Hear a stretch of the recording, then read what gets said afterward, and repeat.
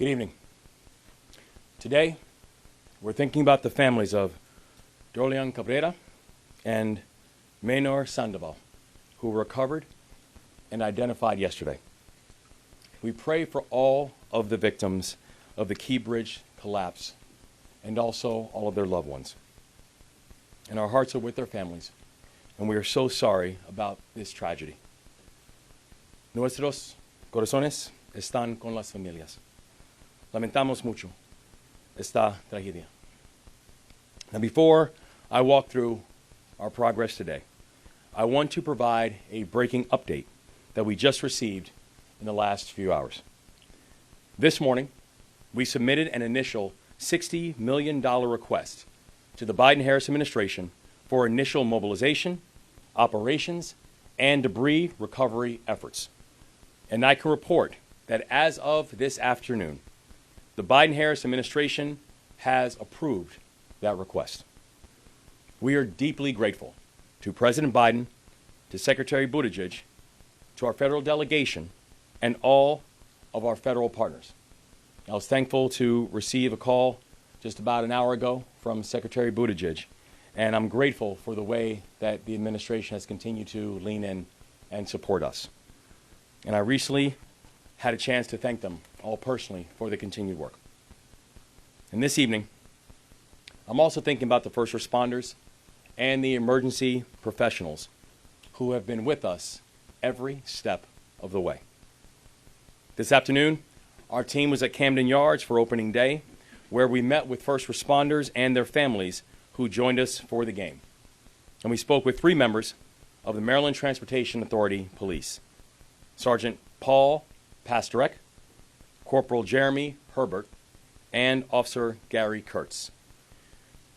They saved lives this week, and they are true heroes. We had a chance to speak about not just the lives that they saved by being able to halt traffic just as the bridge was collapsing, but also the unimaginable reality that even after the bridge had collapsed, had that traffic not been stopped in the darkness, cars would have continued to come. So the life-saving work that they did cannot be overstated, and our gratefulness is everlasting. Earlier today, we also visited the R. Adams Cowley Shock Trauma Center. And as you know, one of the survivors of this tragedy was treated there. The folks at Shock Trauma, they are our angels. And I want to thank all of our emergency personnel, to include the United States Coast Guard, the Maryland State Police, the Maryland Transportation Authority and the MDTA Police, Natural Resources Police, Baltimore City Fire, and police departments in Baltimore City, Prince George's County, Anne Arundel County, and also Baltimore County.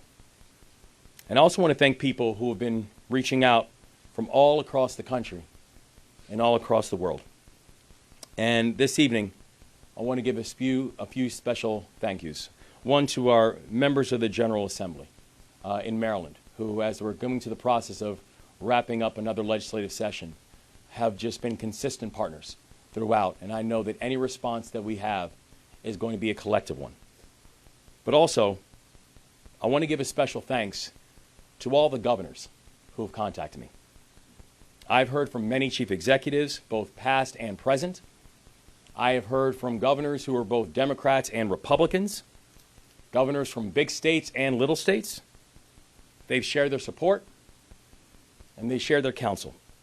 And they've reminded me that in this moment, Maryland is not alone. At this point in the recovery, we are moving at full speed on a number of key priorities. And I've issued 4 directives to this team.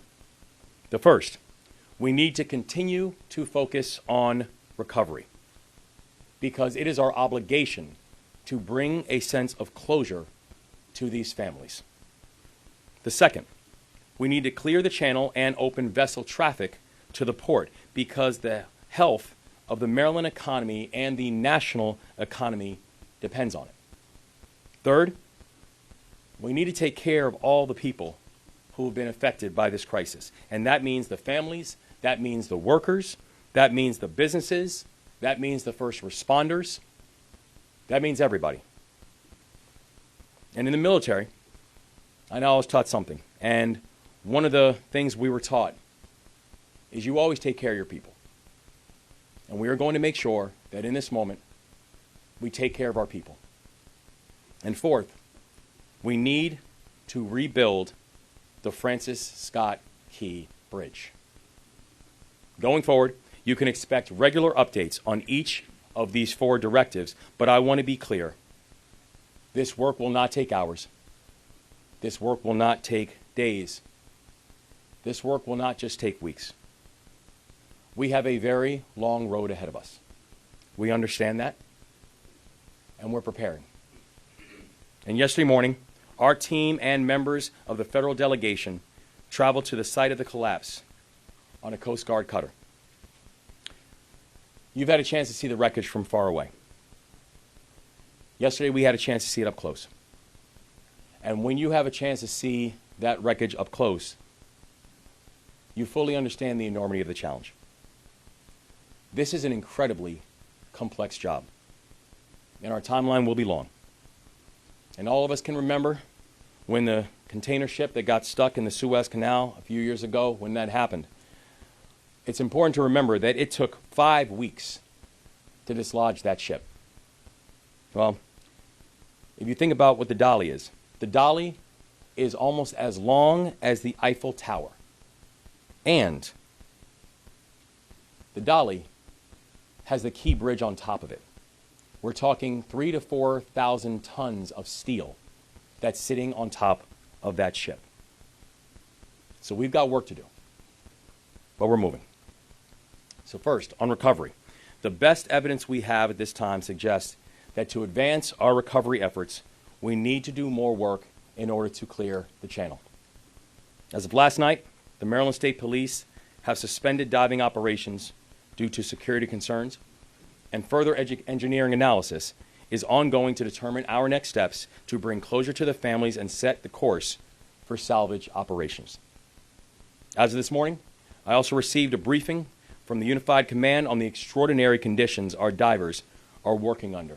What our divers are seeing right now is this, is that water is so dark and the debris is so dense that in most instances, our divers cannot see any more than a foot or 2 in front of them.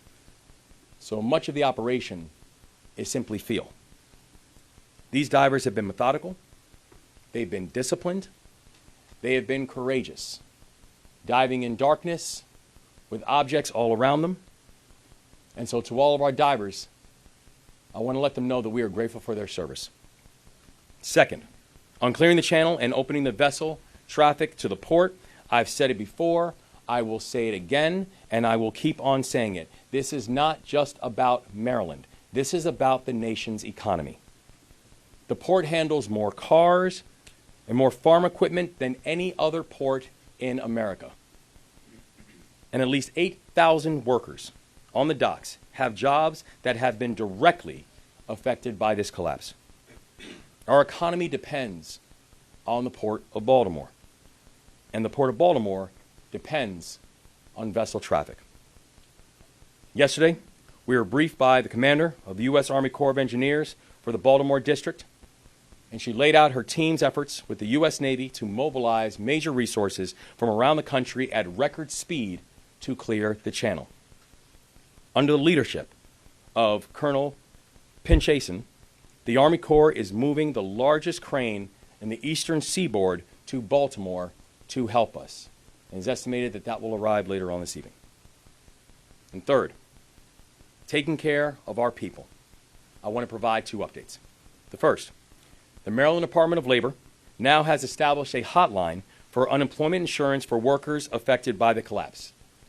The number on that hotline is this, 667-930-5989. I will say it one more time, 667-930-5989.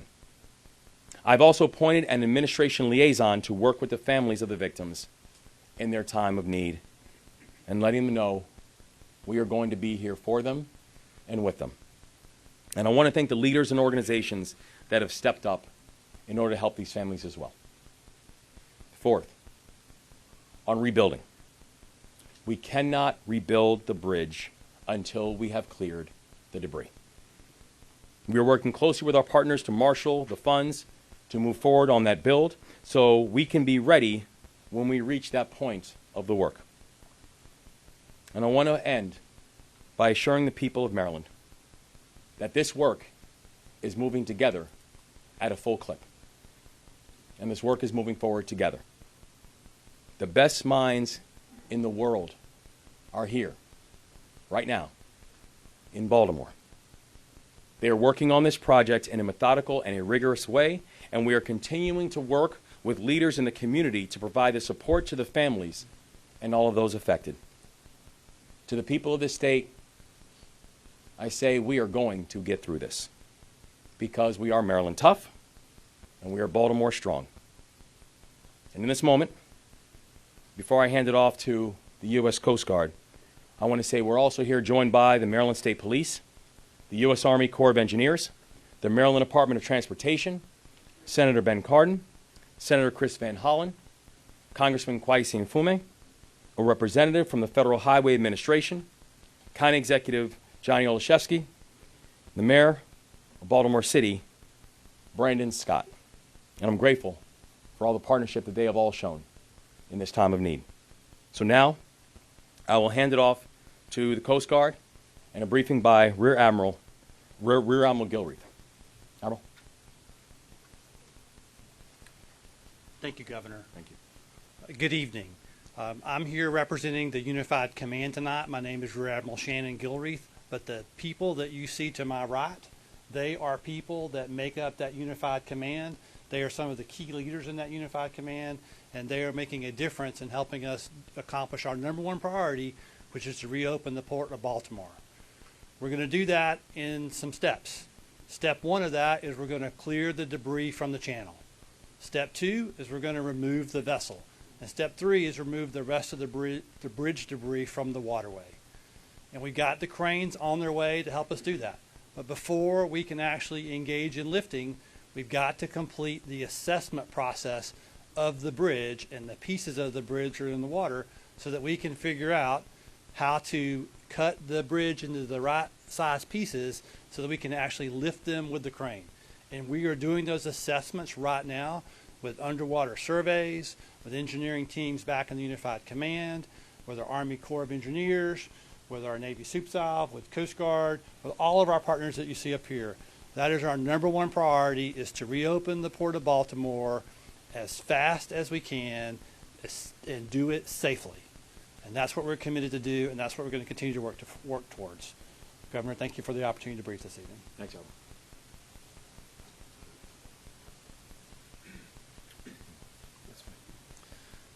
Good evening again. Paul Wiedefeld, Secretary of Transportation.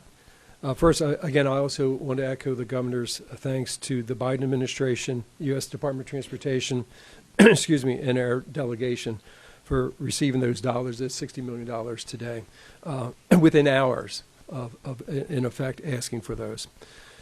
These dollars are essential for us to proceed quickly and safely with the debris removal, the demolition, traffic operations, and other emergency needs. We're very grateful, obviously, for the quick response.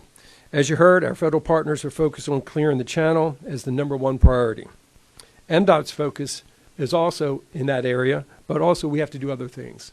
First, we got to deal with the traffic implications of losing part of the 695 Beltway. Second, we have to work with the port on the job issues and on their business needs.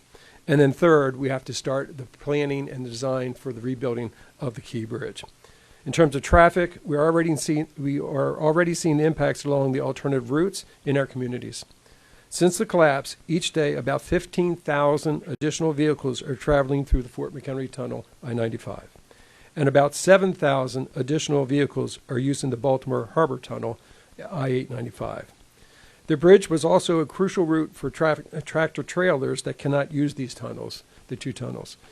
We anticipate 2,500 of these tractor trailers will use the west side of I-695. We are continuing to evaluate traffic flow in and around Baltimore and across the region and can make adjustments as needed. To help the alternative corridors moving, we have deployed additional emergency response vehicles to respond quickly to any motorists in need of assistance and clear crashes. The second area of focus for us, again, is the workforce support that we're providing to the Port of Baltimore workers. To continue this work in partnership with the Maryland Department of Labor, as the governor mentioned, to identify impacted needs and what we can do. We're also looking at available U.S. DOT programs in that front as well. We also are looking at what we had achieved during the COVID era when we were helping workers as well. And tomorrow we will hold a stakeholders meeting to address business and labor needs with the port community. The third area that we're focusing on, obviously, is the rebuilding of the bridge. We're working with our partners at USDOT. We've had several meetings today to start that process. That will take a little bit longer as we start the planning design of what that will be, and then we will have an ask for funds in very short order there. In closing, obviously we understand the enormous impact this is having on families, commuters, and the region as a whole. We ask everyone to be patient as you can be, and we ask them to please travel slowly, give themselves some more time so we don't create other issues, particularly for the work that we're doing out there in our highway system. And I can assure you we're going to work as quickly as we possibly can, but we're also going to work safely. Thank you for your attention.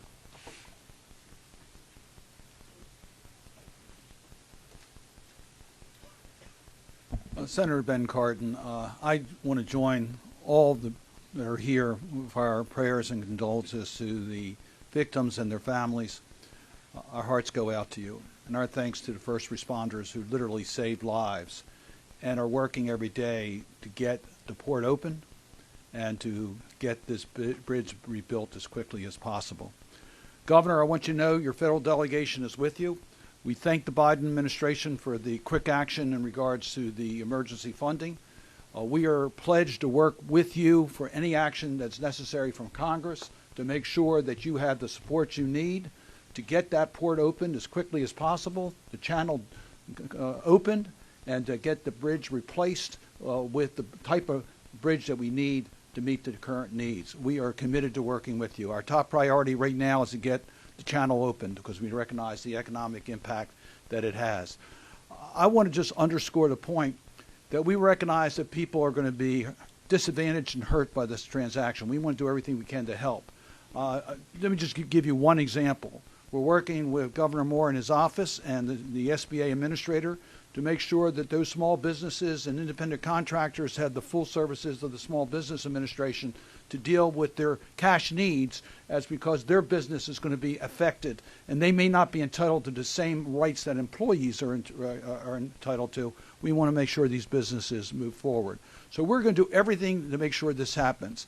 I just really want to underscore with Senator Van Hollen and Congressman Mfume, we've heard also, Governor, from our colleagues, Republicans and Democrats, recognizing that what happened in Baltimore, a catastrophic event against a critical transportation infrastructure, that we at the federal government have a responsibility to make sure that we give you all the help you need to restore the port and restore the bridge. So we are committed to working with you, that you have all the tools you need so we can quickly open up the channel and rebuild the bridge. Thank you. And let me turn it over to Senator Van Hollen.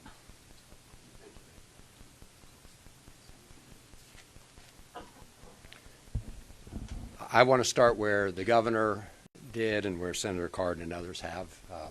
Our thoughts are with the families of the 6 construction workers who died. And we will be with them every step of the way. Thank you, Governor, for all the support your team has given to them, and also to the first responders who the governor described in detail the kind of risks they've taken on themselves to undertake this effort. I just want to provide a couple other facts about the federal role, and it's great to be working with my colleague and friend, Senator Cardin, Congressman Mfume, and the entire team Maryland. We are united, and as Senator Cardin said, we are hearing from our colleagues from around the country, Republicans and Democrats. I want to thank the President and the Biden administration, the Army Corps of Engineers, the Coast Guard, other federal agencies have deployed. They've been on site from the very beginning. Secretary Buttigieg was here and remains fully engaged. And the Army Corps of Engineers will cover the full costs of clearing the channel. We all recognize that getting the Port of Baltimore running again at full speed is a priority given all the jobs that are associated with it, all the small businesses, all the other businesses, and as the governor has pointed out, this is not just a Maryland issue, it's a national and global question. So I'm very pleased the Army Corps will be picking up those costs. As I understand it, there are 32 members of the Army Corps of Engineers on the ground right now surveying the situation. The Navy has been contracting with the salvage operation. There are 38 contractors under the Navy's oversight with respect to that. So this is happening right now, and as the governor said, we've got one of the big lifts, cranes coming.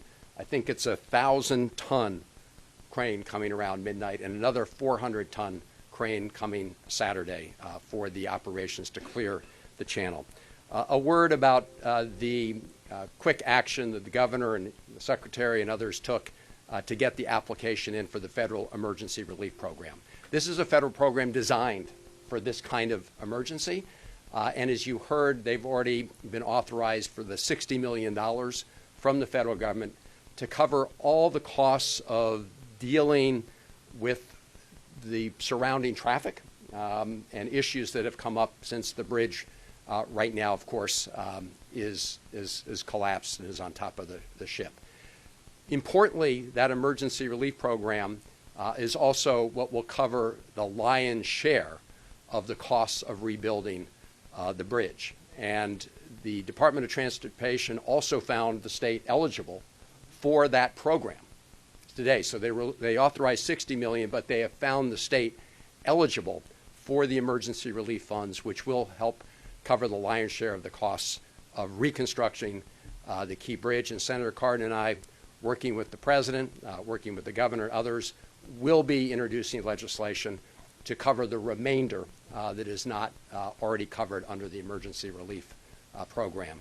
So we are here together as Team Maryland. I want to thank everybody who's been part of this effort.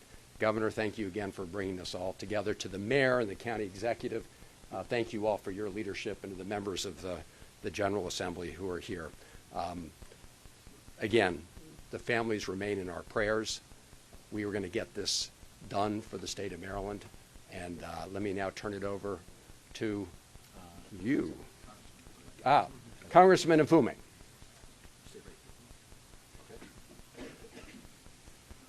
Thank you very much, Chris.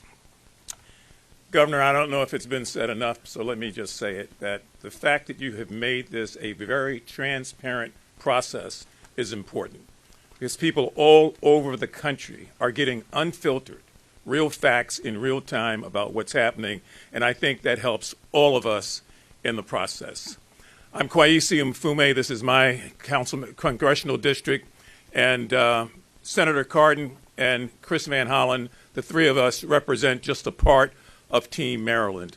On this issue, I think it's fair to say that all of Maryland and their congressional delegation is a team, and you've seen some of the statements that have gone out and the one that will be going out. A couple of quick things.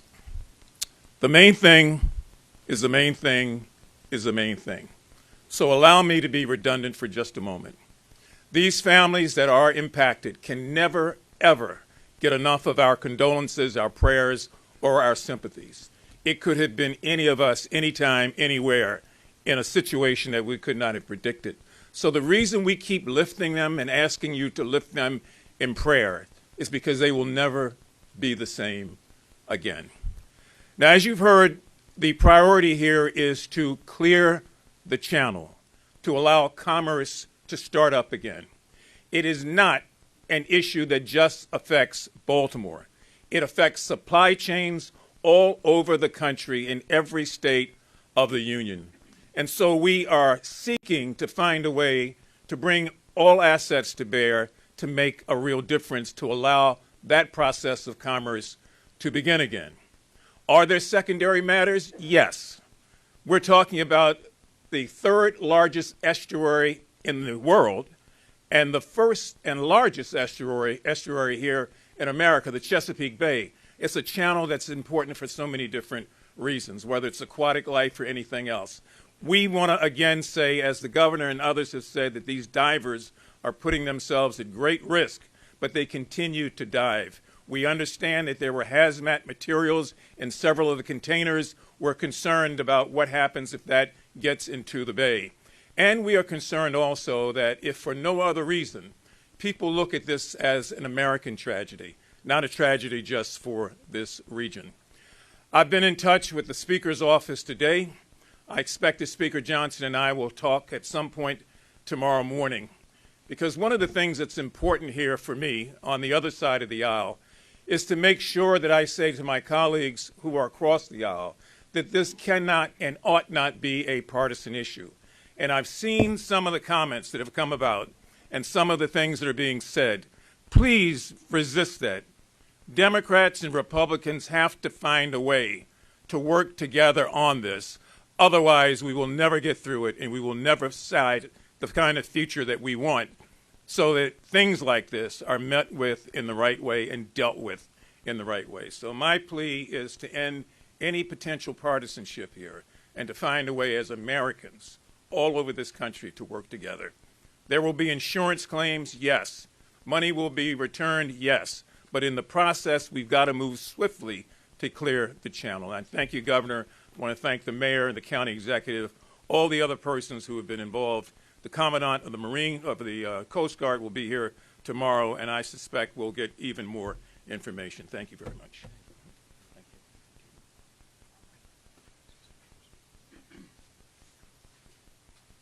Good evening. My name is Shailen Batts. I'm the Federal Highway Administrator, and on behalf of Secretary Buttigieg at the U.S. Department of Transportation and President Biden, I just want to say, first and foremost, on the infrastructure and side, we'll come to that, but everybody here has begun by talking about people, and I don't think we could have a president who has more empathy when there is loss of life, and I think that has been communicated clearly that for the workers who lost their lives, I think the president has deep and abiding concern, and also for the workers who are being impacted by the closure of the port.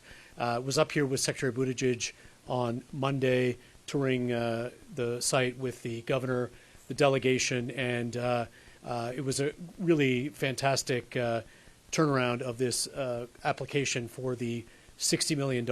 And just to be clear, the emergency relief program that flows through the Federal Highway Administration, this is the program that states will turn to when there are floods, fires, hurricanes, and other disasters, and this fits that category.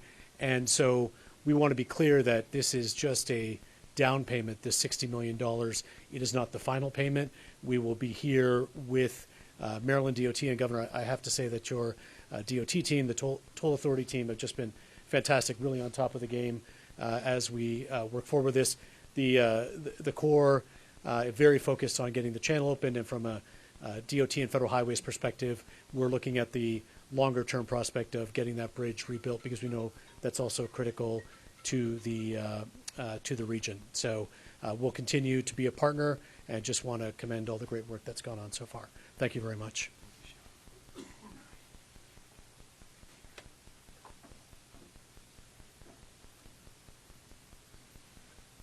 Good evening, Baltimore County Executive Johnny Olszewski, and these are truly unprecedented, trying times.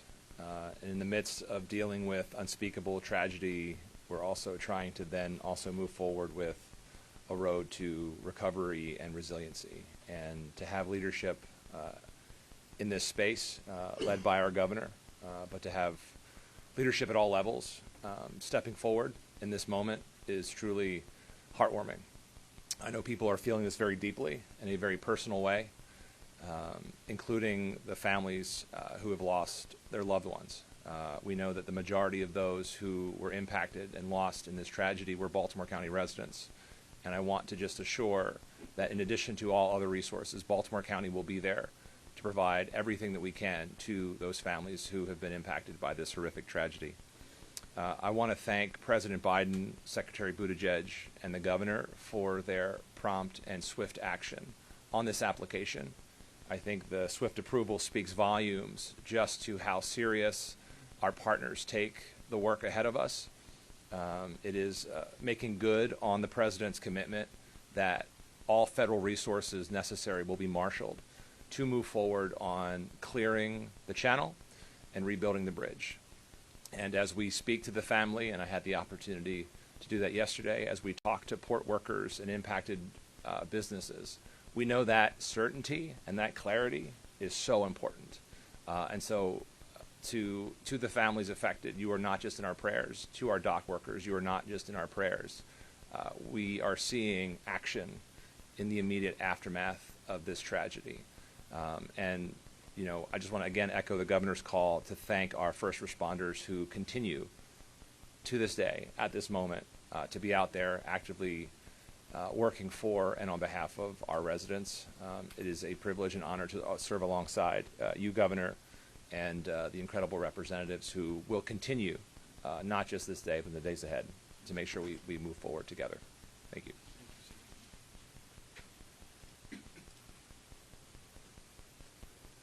Good evening. Mayor Brandon Scott of the City of Baltimore. First and foremost, our prayers and thoughts continue to be with the families of those who we lost and the thousands of people who are impacted by this horrific tragedy.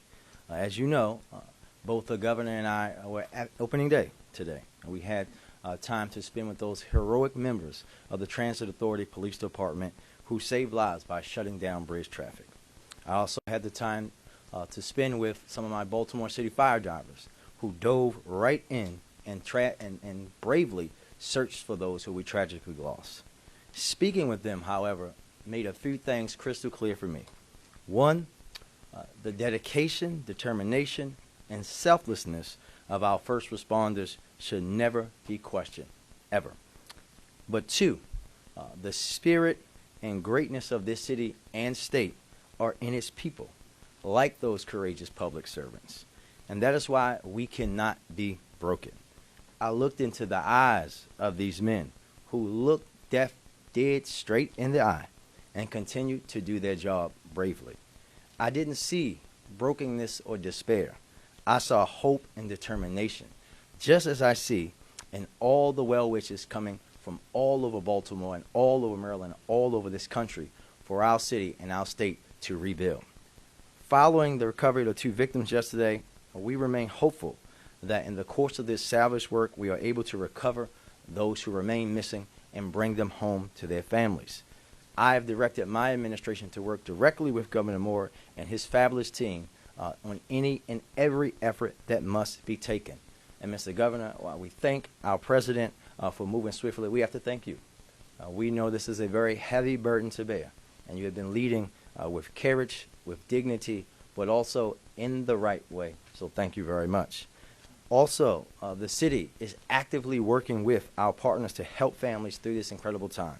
The Mayor's Office of Immigrant Affairs has set up a fund through the Civic Fund to provide assistance to those directly impacted and is facilitating connections with local community-based organizations who are providing direct support in case management, crisis support, and mental health to the families. There has been a tremendous amount of outpouring and support, and our team is working alongside our partners at the state and the federal teams, all the nonprofits and businesses and partners to make sure that we are coordinating these efforts to make sure that these families are not overburdened in the toughest time of their lives. We know the value of the Port of Baltimore to our city, the state, and the country. Our residents, everybody depends on it. But our first priority continues to be making sure that we bring these people home. I just want to reiterate all my thanks and gratitude to everybody that has reached out, to everybody who donated food for our first responders, to everybody who just prayed for our city and our state. We appreciate you greatly. We will continue to work together to recover. Thank you. We're going to take questions from the podium. We'll start with WBA. All right, thank you. WBAL. Governor, the NTSB is reporting a hazmat leak, and the chair herself said she saw the sheen. I know you were out there on the water yesterday. Did you see the sheen, and can you go into detail about mitigation efforts and just what this means for people? Because some people are really concerned about what's going on in the water. Yes, I know of the 4,000 containers that are on the ship. It's been indicated that 56 contain some form of hazardous materials. And when we're talking about hazardous materials, that includes things like lithium batteries, perfumes, etc. We know that as of right now, already deployed, there have been over 2,400 feet of boom, which has been there to be able to contain any of the leaks of pollution. And the thing we can say is that there is no risk to the people, and we ensure that both for the first responders who are operating, but also for the people inside of the area. We know the NTSB is going to continue doing their investigations, but of the 4,000 containers, been 56 that have shown some type of hazmat. Did you see the sheen when you were out there? Did you see it on the water? I personally did not know. I will definitely pass that. Governor, my question is about the families. Have you had a chance to meet with all 6 families of the construction workers? And I know you said you visited the hospital today, you met with the survivor, but that other person who survived, who were hearing declined medical treatment, have you met with that individual as well, if those reports are true? So the people who we met with today at shock trauma were actually the physicians and nurses and doctors and medical personnel who were there on site that night to treat the individuals. And so I just spent some time with them just to say thank you for their work. I did have a chance to speak with one of the survivors prior, but that was 2 days ago that I had a chance to speak with him. And I did have a chance to speak with a room full of family members of the victims, and that was when I had a chance to both share time with them and also pray with them and for them. And it's just a follow-up to that fund. I don't know if it's Scott, it's just that people who do want to donate to the families, is it that fund they should donate to? Because now we're seeing a bunch of GoFundMes and things pop up, people who want to help out these families. Yes, I would point them to the Mayor's Office of Immigrant Affairs and that fund, because we know that that one is working with the families and organizations that will be working directly with them. W.Y. Baltimore Public Media.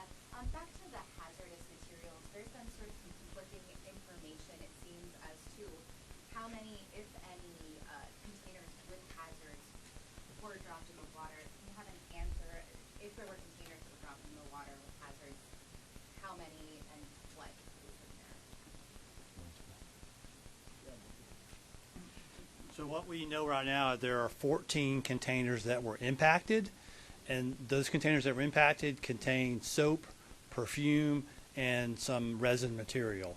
So that's what we know. As far as what part of that is still on board the boat, inside parts of those containers, or what part might have gone overboard, I can't tell you those percentages because I don't know those. But we've put in place air monitoring on board the vessel to keep track of any potential threats there, and we haven't had any of those threats from the air come up on our air monitoring. And we've got boom around the vessel to also collect anything that comes off of it. The sheen that I think's been reported, I think has to do with there's a bow thruster on the front of the ship that allows the ship to normally move to port or starboard as it's coming into port, approaching a dock, etc. There's some oil associated with that bow thruster, and we think there were roughly 80 liters of oil in that area. And so we think that's really where the sheen's coming from. But our ability to get directly underneath that is really too dangerous, because that's where those containers are hanging off the side of the ship, as well as the pieces of the bridge that are there. And we're trying to keep our first responders, as the governor and everyone else has set up here, we're trying to keep them as safe as possible. We do not want to make this tragedy for those families worse. Sorry, just impacted. Like, what is Impacted is everything from the bridge falling on them and they're potentially cracked open the container, to more serious damage to the container, and they're in different stages of that when you look at it. All right, thanks, sir. Yes, sir. I have a question about the bridge itself. If there were stronger protective systems around the pier, the collapse would have been avoided? Do we know that yet? We know that NTSB is conducting a thorough investigation into what happened, and I think it's still early days of the investigation. So we would not want to speculate as to what could have or should have preventative. The thing that we know is that we are going to and will continue to focus on making sure that our infrastructure in our state is safe. But I know in that specific incident, NTSB is still in the early stage of their investigation. COP, please. Go ahead. What can you tell us, if anything, about how the construction workers on the bridge learned of what was ultimately about to happen? And separately, can you just give us the exact number of remaining construction workers that are still outstanding at this particular point? Yeah, so the investigation is still ongoing as to how individuals were notified once the initial Mayday call came in, and what we know right now is that there are still 4 individuals who we're still unaccounted for. Fast way back. Yes, Governor. You've already touched on it, and the ball is rolling, and that is certainly good news with the facts and figures of the health that's already here. But from the heart, what do you say to the people of Baltimore in particular regarding what you call this very long road out there that's happening? Notably, when talking about how this will certainly affect the commute, people's work, and their daily lives. What do you say? I'd say to the people of Baltimore is that there is no higher priority than making sure that we can return not just a sense of normalcy to them, but also continuing to give them an opportunity to live in a community that is growing and thriving. We have been moving on this literally since the early hours of when the incidents happened, and we haven't stopped, and we're not going to stop. That every priority in terms of how are we thinking about alternative routes, in terms of supporting their transportation needs, about making sure that we are both caring for the families and the victims, while also making sure we're prioritizing the clearing of the channels, and making sure that we are going to get the Port of Baltimore opened and get this bridge rebuilt, and that is our core focus. To follow up, please, with Mayor Scott. Same question, Mayor. What do you say to the people of Baltimore in particular about how are you expecting them to come? I think the governor hit the nail on the head, Keith. This is a priority for all of us, but what we have to ask our residents is to be patient, because we have to not only do this quickly, but do it the right way so that every T is crossed, every I is dotted, and that we make sure that we are building our infrastructure to be stronger in the most quickest and fastest way. We all understand the importance and will be there to support our residents, but we have to do it the right way. All right, Ms. Bradville. Look, I know you don't want to give a specific timeline for a very obvious reason, but I did one train that Chesapeake 1000 has arrived, talking about other trains that have missed a lot. I talked to someone today within the industry who described how they're going to cut the bridge into pieces and pick it up and switch the bottom, and guys are going to put in the commercial charges. Realistically, how quickly can we get this done? The person was telling me that it could be a matter of weeks. I mean, what's the most optimistic? Again, I understand you don't want to be hard about that, but what do you think it can really do? There is nothing that we will not do to be able to speed up and making sure that we have a swift and a proper conclusion, and make sure we're getting it complete, and making sure we're also doing it safely, making sure that we're also doing it in a coordinated fashion. And the thing is, if you look at the precedents on this, we understand that this is daunting. This is complicated. It's complicated because of so many of the variables that have been laid out before. And we mentioned before about the vessel and the container ship in the Suez Canal. Just simply moving that took 5 weeks, just simply to dislodge it, right? And what we saw when we went out there on that Coast Guard cutter, we saw a vessel that was almost the size of the Eiffel Tower. If the Eiffel Tower was laid down, this vessel is almost the size of the Eiffel Tower, and the only difference is that it now has the key bridge laying on top of it. This is remarkably complicated, while this is also having a salvage operation with many, many moving variables. The reality is that at this point, there are far many unknowns than knowns. And so the thing that we can say to everybody in our state is that this is a team that is coordinated. This is a team that is not just working hard, but working around the clock to making sure we get to a proper completion. But we also know this is going to be a long and a complicated process, and we are going to not just need people's patience on this, But we want to let them know we are going to get this done. But no ballpark estimates, weeks rather than months, but hoping it'll be different. This is going to be a long process because it's a very complicated process. But people should rest assured we are going to get this done, and they can bet on that. How you doing? Who will be responsible for the rebuild, and what will that process look like? So we're going to actually have a collective rebuild. This is going to be a rebuild that will include our federal partners. This is going to be a rebuild that will include the state and our local partners. This is going to be a rebuild that will include the private sector. This is going to be a rebuild that will include our unions. This is going to be a rebuild that will include everybody. Because we understand the complexity of being able to put this up and put it together in the first place. And remember, to the initial construction of the Key Bridge took 5 years. So we know that we are going to move with speed and we're going to move with safety, but it is going to require everybody involved in that process. Are there any particular companies that you're looking at to right now? No, it's still too early to go through individual companies. I'm gonna take Telemundo. Yes, Telemundo por favor. This morning I called with Another's mother. She told me his son wasn't a U.S. citizen, but he gave his life for this country.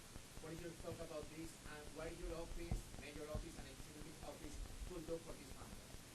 So our heart breaks for these families because these families are living a nightmare.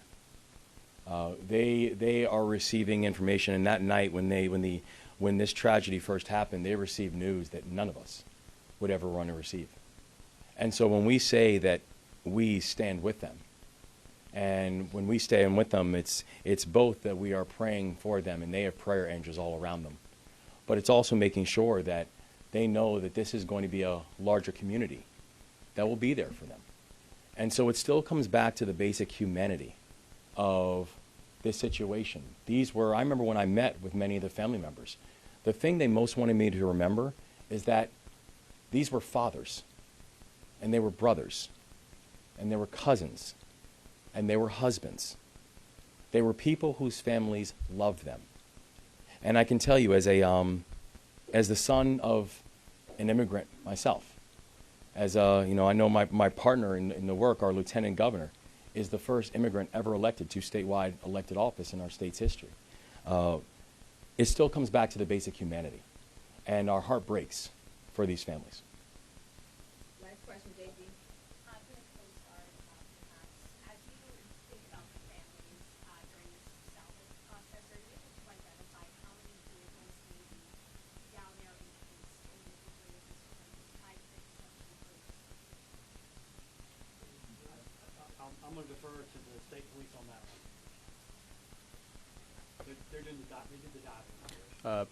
Based on this morning's briefing, once we ceased diving operations with physical divers, we sent remote vehicles down there with sonar arrays that were able to plot what's actually down there. We know there's at least one vehicle, larger in size, that is completely encapsulated by the structure, the superstructure of the bridge, concrete, rebar, etc. It's going to take some time to get to that, and it's going to take some time to do that carefully and then to shore that up before we can put divers in there to recover that, whatever's in that vehicle. Thank you all, thank you. Guys, thank you all, thank you. Thank you.